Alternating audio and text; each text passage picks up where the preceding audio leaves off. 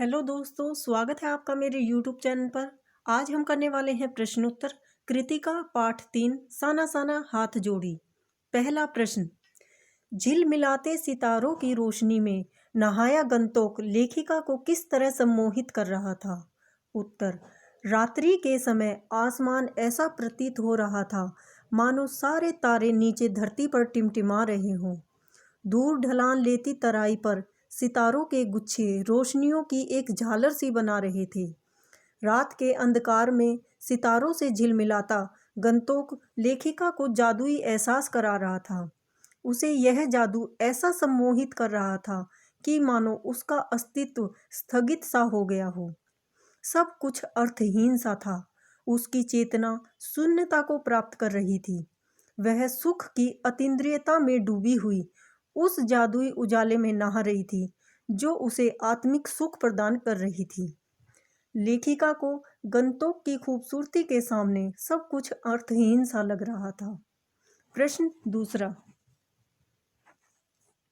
गंतोक को मेहनतकश बादशाहों का शहर क्यों कहा गया है? उत्तर, गंतोक को सुंदर बनाने के लिए वहां के निवासियों ने विपरीत परिस्थितियों में अत्यधिक श्रम किया है। पहाड़ी क्षेत्र के कारण पहाड़ों को काटकर रास्ता बनाना पड़ता है। पहाड़ों पर बैठकर औरतें पत्थर तोड़ती हैं। उनके हाथों में कुदाल व हथौड़े होते हैं। कईयों की पीठ पर बंधी टोकरियों में उनके बच्चे भी बंधे रहते हैं और वे काम करते रहते हैं। हरे भरे बागानों में युवतियां बोकू पहने चाय की पत्तियां तोड़ती हैं और बच्चे भी अपनी माँ के साथ काम करते हैं। यहाँ जीवन बेहद कठिन है, पर यहाँ के लोगों ने इन कठिनाइयों के बावजूद भी शहर के हर पल को खूबसूरत बना दिया। इसलिए लेखिका ने इसे मेहनतकश बादशाहों का शहर कहा है। दोस्तों, पहाड़ी क्षेत्रों का जीवन बहुत कठिन होता है, फिर भी वे लोग वहाँ रास्ते बनाते हैं, उसे खूबसूरत बनाते हैं। तीसरा प्रश्न, कभी श्वेत तो कभी रंगीन पताकाओं का फहराना किन अलग अलग अवसरों की ओर संकेत करता है? उत्तर, सफेद बौद्ध पताकाएं शांति व अहिंसा का प्रतीक हैं। इन पर मंत्र लिखे होते हैं। यदि किसी बुद्धिस्ट की मृत्यु होती है तो उसकी आत्मा की शांति के लिए 108 श्वेत पताकाएं फहराई जाती हैं। कई बार किसी नए कार्य के आरंभ के अवसर पर रंगीन पताकाएं फहराई जाती हैं। इसलिए ये पताकाएं शोक व नए कार्य के शुभारंभ की ओर संकेत करती हैं। चौथा प्रश्न, जितेन नारगे ने लेखिका को सिक्किम की प्रकृति, वहाँ की भौगोलिक स्थिति एवं जनजीवन के बारे में क्या महत्वपूर्ण जानकारियाँ दी लिखी? उत्तर, नारगे के अनुसार सिक्किम के रास्तों में हिमालय की गहनतम घाटियाँ और फूलों से लदी वादियाँ मिलेंगी। नंबर 2, घाटियों का सौंदर्य देखते ही बनता है। नारगे ने बताया कि वहाँ की खूबसूरती की तुलना स्विट्जरलैंड की खूबसूरती से की जा सकती है। नंबर 3, नारगे के अनुसार पहाड़ी रास्तों पर फहराई गई पताकाएं किसी बुद्धिस्ट की मृत्यु व नए कार्य की शुरुआत का प्रतीक है। इनका रंग श्वेत व रंग बिरंगा होता है। नंबर 4, सिक्किम में घूमते चक्र भारत के अन्य स्थानों व्याप्त आस्था, विश्वास, अंधविश्वास, पाप पुण्य की अवधारणाओं की तरह ही है। नंबर 5, वहाँ की युवतियाँ बोकू नाम का सिक्किम का परिधान डालती हैं, जिसमें उनके सौंदर्य की छटा निराली होती है। वहाँ के घर घाटियों में ताश के पत्तों की तरह बिखरे होते हैं। नंबर 6, वहाँ के लोग मेहनतकश होते हैं। उनका जीवन काफ़ी मुश्किलों से भरा होता है। नंबर 7, स्त्रियाँ व बच्चे सब काम करते हैं। स्त्रियाँ स्वेटर बुनती हैं, घर संभालती हैं, खेती करती हैं, पत्थर तोड़ तोड़ कर सड़कें बनाती हैं, चाय की पत्तियाँ चुनने बाग में जाती हैं, बच्चे भी पानी भरते हैं, जानवर चराते हैं। नंबर 8, बच्चों को बहुत ऊंचाई पर पढ़ाई के लिए जाना पड़ता है क्योंकि दूर दूर तक कोई स्कूल नहीं।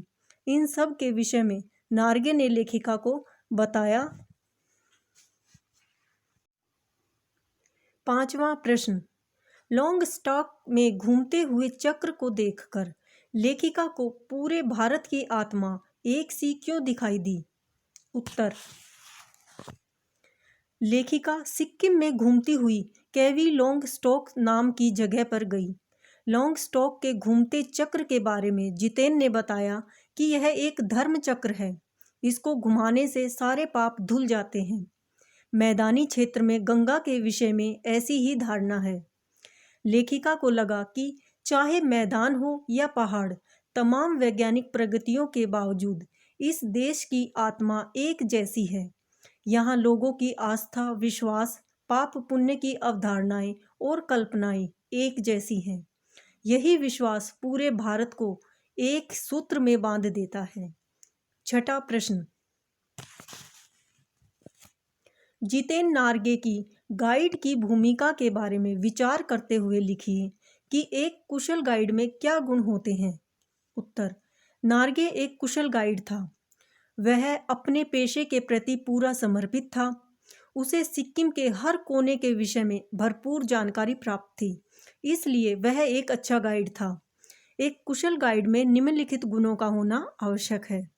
नंबर 1, एक गाइड अपने देश व इलाके के कोने कोने से भली भांति परिचित होता है, अर्थात उसे संपूर्ण जानकारी होनी चाहिए।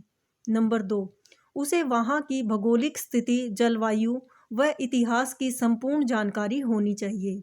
नंबर 3, एक कुशल गाइड को चाहिए कि वो अपने भ्रमणकर्ता के हर प्रश्न के उत्तर देने में सक्षम हो। नंबर 4, एक कुशल गाइड को अपने प्रति विश्वसनीयता अपने भ्रमणकर्ता को दिलानी आवश्यक है, तभी वह एक आत्मीय रिश्ता कायम कर अपने कार्य को कर सकता है। नंबर 5, गाइड को कुशल व बुद्धिमान होना आवश्यक है, ताकि समय पड़ने पर वह विषम परिस्थितियों का सामना अपनी कुशलता व बुद्धिमानी से कर सके व अपने भ्रमणकर्ता की सुरक्षा कर सके। नंबर 6, एक कुशल गाइड की वाणी प्रभावशाली होनी आवश्यक है। इससे पूरी यात्रा प्रभावशाली बनती है और भ्रमणकर्ता की यात्रा में रुचि बनी रहती है। नंबर 7, वह यात्रियों को रास्ते में आने वाले दर्शनीय स्थलों की जानकारी देता रहे। नंबर 8, वहाँ के जनजीवन की दिनचर्या से अवगत कराए। रास्ते में आए प्रत्येक दृश्य से पर्यटकों को अवगत कराए। 7वां प्रश्न, इस यात्रा वृत्तांत में लेखिका ने हिमालय के जिन जिन रूपों का चित्र खींचा है, उन्हें अपने शब्दों में लिखिए।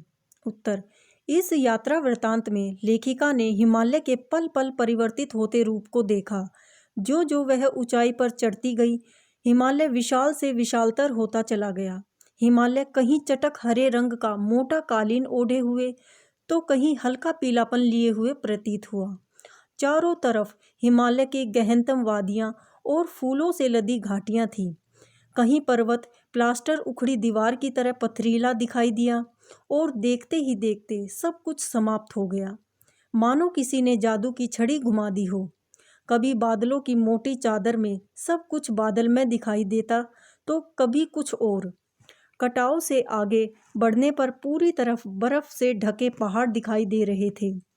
चारों तरफ दूध की धार की तरह दिखने वाले जलप्रपात थे, तो वहीं नीचे चांदी की तरह कोंद मारती तीस्ता नदी बह रही थी, जिसने लेखिका के हृदय को आनंद से भर दिया। स्वयं को इस पवित्र वातावरण में पाकर वह भाव विभोर हो गई, जिसने उनके हृदय को काव्यमय बना दिया। 8वां प्रश्न, प्रकृति के उस अनंत और विराट स्वरूप को देखकर लेखिका को कैसी अनुभूति होती है। उत्तर, हिमालय का स्वरूप पल पल बदलता है। प्रकृति इतनी मोहक है कि लेखिका किसी बुत सी माया और छाया के खेल को देखती रह जाती है। इस वातावरण में उसको अद्भुत शांति प्राप्त हो रही थी। इन अद्भुत व अनूठे नज़ारों ने लेखिका को पल भर में ही जीवन की शक्ति का एहसास करा दिया। उसे ऐसा लगने लगा जैसे वह देश व काल की सरहदों से दूर बहती धारा बनकर बह रही हो। उसके मन का सारा मैल और वासनाएं इस निर्मल धारा में बहकर नष्ट हो गई हों।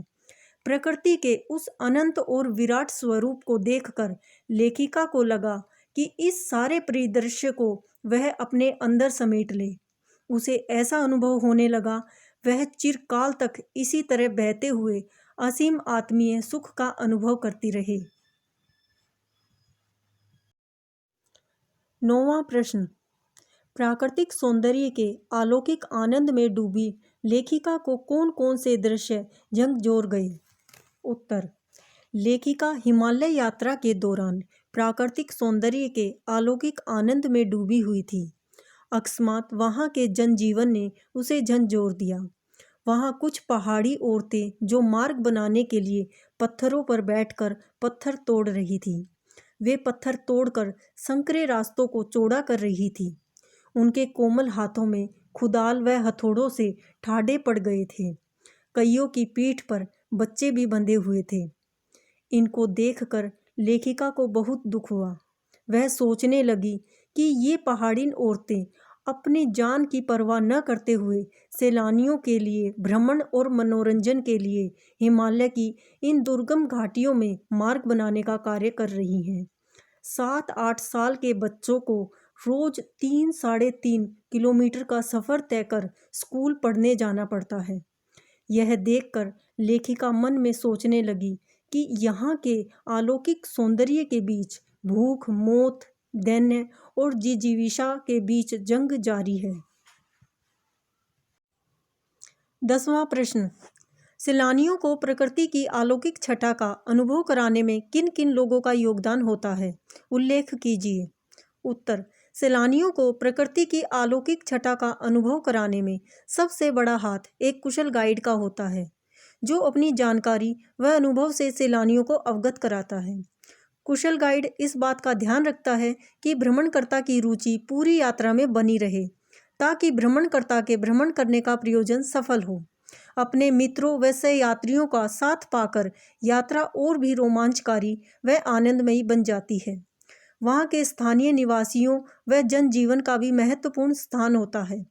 उनके द्वारा ही इस छटा के सौंदर्य को बल मिलता है, क्योंकि यदि ये ना हो तो वह स्थान नीरस व बेजान लगने लगता है। तथा सरकारी लोग जो व्यवस्था करने में संलग्न होते हैं, उनका भी महत्वपूर्ण योगदान होता है। 11वां प्रश्न, कितना कम लेकर ये समाज को कितना अधिक वापस लौटा देती हैं? इस कथन के आधार पर स्पष्ट करें कि आम जनता की देश की आर्थिक प्रगति में क्या भूमिका है। उत्तर, पत्थरों पर बैठकर श्रमिक महिलाएं पत्थर तोड़ती हैं। उनके हाथों में कुदाल व हथौड़े होते हैं। कईयों की पीठ पर बंधी टोकरियों में उनके बच्चे भी बंधे रहते हैं और वे काम करती रहती हैं। हरे भरे बागानों में युवतियां बोकू पहने चाय की पत्तियां तोड़ती हैं। बच्चे भी अपनी माँ के साथ काम करते हैं। इन्हीं की भांति आम जनता भी अपनी मूलभूत आवश्यकताओं की पूर्ति के प्रयास में जीविका के रूप में देश और समाज के लिए बहुत कुछ करते हैं। सड़कें, पहाड़ी मार्ग, नदियों, पुल आदि बनाना, खेतों में अन्न उपजाना, कपड़ा बुनना, खानों कारखानों में कार्य करके अपनी सेवाओं से राष्ट्र को आर्थिक सुदृढ़ता प्रदान करके उसकी रीढ़ की हड्डी को मजबूत बनाते हैं। हमारे देश की आम जनता जितना श्रम करती है, उसे उसका आधा भी प्राप्त नहीं होता, परंतु फिर भी वो असाध्य कार्य को अपना कर्तव्य समझकर करते हैं। वो समाज का कल्याण करते हैं, परंतु बदले में उन्हें स्वयं नाम मात्र का ही अंश प्राप्त होता है। देश की प्रगति का आधार यही आम जनता है, जिसके प्रति सकारात्मक आत्मीय भावना भी नहीं होती। यदि ये आम जनता न हो तो देश की प्रगति का पहिया रुक जाएगा। 12वां प्रश्न, आज की पीढ़ी द्वारा प्रकृति के साथ किस तरह का खिलवाड़ किया जा रहा है? इसे रोकने में आपकी क्या भूमिका होनी चाहिए? उत्तर, प्रकृति के साथ खिलवाड़ करने के क्रम में आज की पीढ़ी पहाड़ी स्थलों को अपना विहार स्थान बना रही है। इससे वहाँ गंदगी बढ़ती जा रही है। पर्वत अपनी स्वाभाविक सुंदरता खो रहे हैं। कारखानों से निकलने वाले जल में खतरनाक केमिकल व रसायन होते हैं, जिसे नदी में प्रवाहित कर दिया जाता है। साथ में घरों से निकला दूषित जल भी नदियों में ही जाता है, जिसके कारण हमारी नदियाँ लगातार दूषित हो रही हैं। वनों की अंधाधुंध कटाई से मृदा का कटाव होने लगा है, जो बाढ़ को आमंत्रित करता है। दूसरे, अधिक पेड़ों की कटाई ने वातावरण में कार्बन डाइऑक्साइड की अधिकता बढ़ा दी है, जिससे वायु प्रदूषित होती जा रही है। इसे रोकने में हमारी भूमिका इस प्रकार होनी चाहिए। नंबर 1, हम सबको मिलकर अधिक से अधिक पेड़ लगाने चाहिए। नंबर 2, पेड़ों को काटने से रोकने के लिए उचित कदम उठाने चाहिए ताकि वातावरण की शुद्धता बनी रहे। नंबर 3, हमें नदियों की निर्मलता व स्वच्छता को बनाए रखने के लिए कारखानों से निकलने वाले दूषित जल को नदियों में डालने से रोकना चाहिए। नंबर 4, नदियों की स्वच्छता बनाए रखने के लिए लोगों को जागरूक करने के लिए अनेक कार्यक्रमों का आयोजन करना चाहिए। 13वां प्रश्न, प्रदूषण के कारण स्नोफॉल में कमी का जिक्र किया गया है। प्रदूषण के और कौन कौन से दुष्परिणाम सामने आए हैं, लिखें। उत्तर, आज की पीढ़ी के द्वारा प्रकृति को प्रदूषित किया जा रहा है। प्रदूषण का मौसम पर असर साफ दिखाई देने लगा है। प्रदूषण के चलते जलवायु पर भी बुरा प्रभाव पड़ रहा है। कहीं पर बारिश अतिरिक्त हो जाती है तो किसी स्थान पर अप्रत्याशित रूप से सूखा पड़ रहा है। गर्मी के मौसम में गर्मी की अधिकता देखते ही बनती है। कई बार तो पारा अपने सारे रिकॉर्ड तोड़ चुका होता है। सर्दियों के समय में या तो कम सर्दी पड़ती है या कभी सर्दी का पता ही नहीं चलता। ये सब प्रदूषण के कारण ही हो रहा है। प्रदूषण के कारण वायुमंडल में कार्बन डाइऑक्साइड की अधिकता बढ़ गई है, जिसके कारण वायु दूषित होती जा रही है। इससे सांस की अनेक बीमारियां उत्पन्न होने लगी हैं। प्रदूषण के कारण पहाड़ी स्थानों का तापमान भी बढ़ गया है, जिससे स्नोफॉल कम हो गया है। ध्वनि प्रदूषण से शांति भंग होती है। ध्वनि प्रदूषण मानसिक अस्थिरता, बहरेपन तथा अनिद्रा जैसे रोगों का कारण बन रहा है। जल प्रदूषण के कारण स्वच्छ जल पीने को नहीं मिल रहा और पेट संबंधी अनेक बीमारियां उत्पन्न हो रही हैं। 14वां प्रश्न, कटाव पर किसी दुकान का न होना उसके लिए वरदान है। इस कथन के पक्ष में अपनी राय व्यक्त कीजिए। उत्तर, कटाव पर किसी दुकान का न होना उसके लिए वरदान है, क्योंकि अभी तक यह पर्यटक स्थल नहीं बना है। यदि वहाँ दुकानें होती तो वहाँ सैलानियों का अधिक आगमन शुरू हो जाता और वे जमा होकर खाते पीते गंदगी फैलाते तथा वहाँ पर वाहनों के अधिक प्रयोग से वायु में प्रदूषण बढ़ जाएगा। लेखिका को केवल यही स्थान मिला जहाँ पर वह स्नोफॉल देख पाई। इसका कारण यही था कि वहाँ प्रदूषण नहीं था। अतः कटाव पर किसी भी दुकान का न होना उसके लिए एक वरदान ही है। 15वां प्रश्न, प्रकृति ने जल संचय की व्यवस्था किस प्रकार की है? उत्तर, प्रकृति ने जल संचय की व्यवस्था नायाब ढंग से की है। प्रकृति सर्दियों में बर्फ के रूप में जल संग्रह कर लेती है और जब गर्मियों में पानी के लिए त्राही त्राही मचती है तो उस समय यही बर्फ शिलाएं पिघल कर जलधारा बनकर नदियों को भर देती हैं।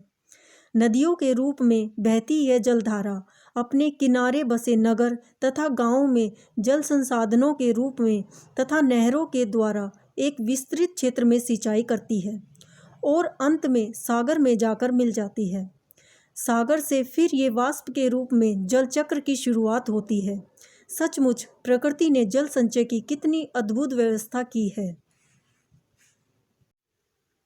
16वां प्रश्न, देश की सीमा पर बैठे फौजी किस तरह की कठिनाइयों से जूझते हैं?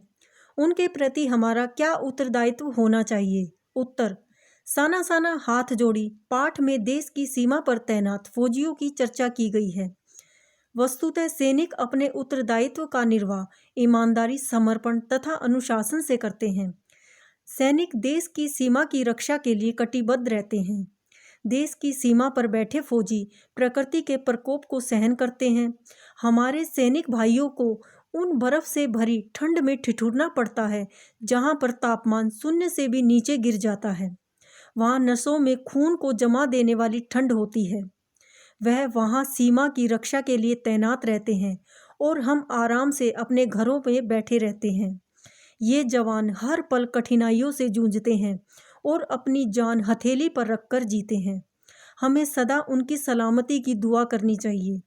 उनके परिवार वालों के साथ हमेशा सहानुभूति, प्यार व सम्मान के साथ पेश आना चाहिए। दोस्तों, हमें हमेशा फौजी भाइयों का सम्मान करना चाहिए, उनकी सलामती की दुआ करनी चाहिए। उम्मीद है दोस्तों आपको ये वीडियो पसंद आई होगी। Please like, share and subscribe this channel. मिलते हैं नेक्स्ट वीडियो में।